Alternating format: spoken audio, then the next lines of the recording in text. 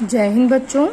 आज मैं कक्षा 7 उत्सव पाठमाला पाठ 12 भक्ति के पद, चूँकि सेकेंड टर्म स्टार्ट हो गया है तो उसका जो पहला पाठ है वो मैं आपको पढ़ाने जा रही हूँ। और जो भक्ति के पद है इसमें देखिए आप मीराबाई, सूरदास जी और कबीरदास जी, नानक देव जी के दोहे हैं, पद हैं।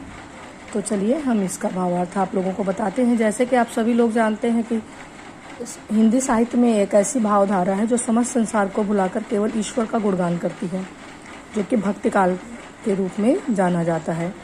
और इस धारा से हमें भक्ति का आनंद भी मिलता है और ईश्वर के प्रति हमें प्रेम के रस की उत्पत्ति की अद्भुत शांति भी मिलती है। तो आइए हम लोग सबसे पहले मीराबाई जी के पद के बारे में पढ़ते हैं और जानते हैं। तो मीराबाई जी का पद है, पायो जी मैं तो राम रतन धन पायो, वस्तु अमूलक दे मेरे सतगुरु कर कृपा अपनायो। जन्म जन्म की पूंजी पाई जग में सब खोआयो, खर्चे न खुटे कोई चोर न लूटे दिन दिन बढ़त सवायो। सत की नाव खेवटिया सतगुरु भव सागर तरियायो, मीरा के प्रभु गिरधर नागर हरस हरक जस गायो। जैसा कि सभी लोग जानते हैं कि मीराबाई जी श्री कृष्ण भक्त के अनन्य भक्त थीं और उनको पति रूप में उन्होंने स्वीकार किया था और मेवाड़ की थीं, तो राजस्थानी भाषा इनकी इस पद में आपको दिख रही है। मीराबाई जी कह रही हैं कि मैंने राम रतन रूपी अमूल्य धन को पा लिया है। जो भक्ति धन है, सबसे बड़ा धन, वो मैंने पा लिया है। वस्तु अमूलक दी मेरे सतगुरु, मेरी कर कृपा अपनाए। मेरे ऊपर कृपा करके मेरे गुरु ने ये अमूल्य वस्तु मुझे दी है। कौन सी वस्तु? श्री भगवान की भक्ति। जन्म जन्म की पूंजी पाई जग में सवै खोआयो, और मैंने जन्म जन्मांतर की ये पूंजी को पा लिया। पूंजी मतलब धन दौलत को ये पा लिया है। जग में अपना सब कुछ खोकर, अपने सांसारिक सुखों को खोकर उन्होंने भगवान की भक्ति को पा लिया है।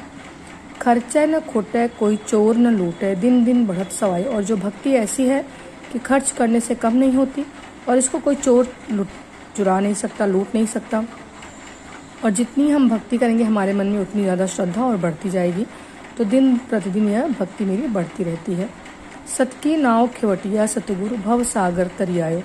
और मीराबाई जी कह रही हैं कि ये भक्ति के नाव पर मैंने भव सागर मतलब इस सांसारिक मोह माया से मुझे मुक्ति मिल गई है। अब मैं सिर्फ प्रभु के भक्त में ही लीन हूँ।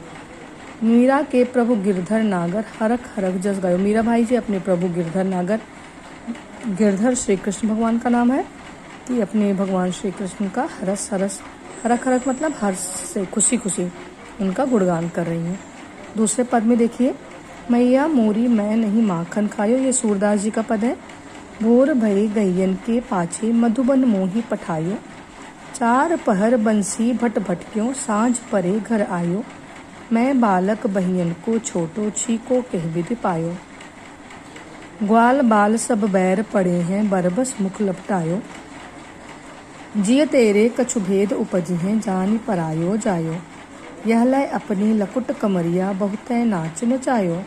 सूरदास तब बिहस यशोदा लय और कंठ लगायो। सूरदास जी माता यशोदा और श्री कृष्ण की वात्सल्य भक्ति की उन्होंने रचना की है सूर।